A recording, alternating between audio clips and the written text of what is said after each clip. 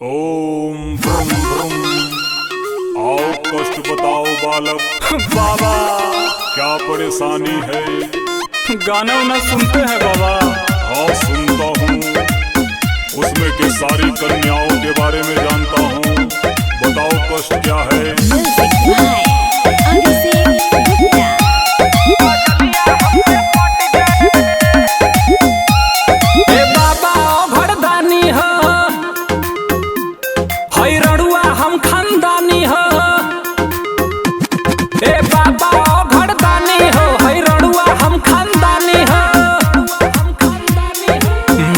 ऐसन मंत्र की उआ के हमसे सट जाए। ताबीज बना दियो झाजी डिम्पलवा हमसे पट जाए।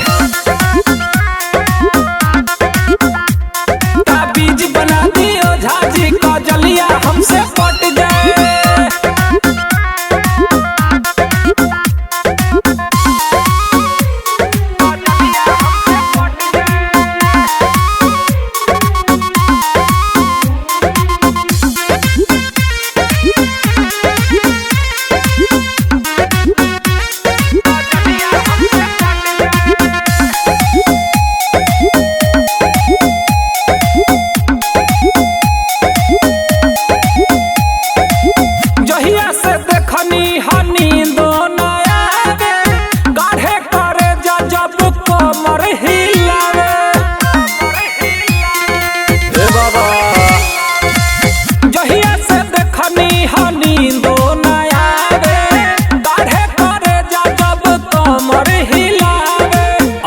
मंत्र मारी की हमरो किस्मत पलट जाए।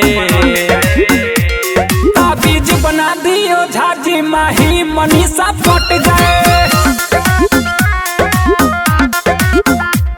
ताबीज बना दियो झाजी की रनिया हमसे पट जाए।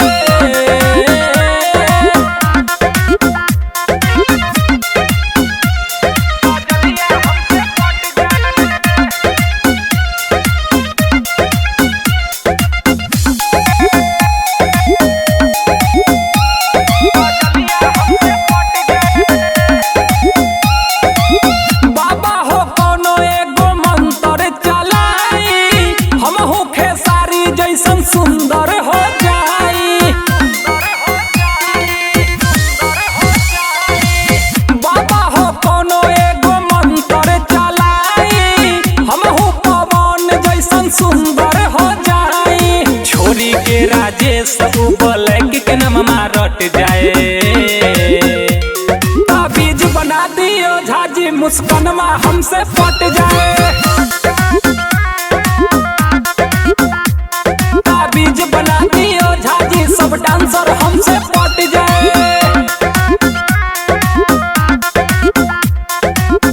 पट जाई नु ए बाबा।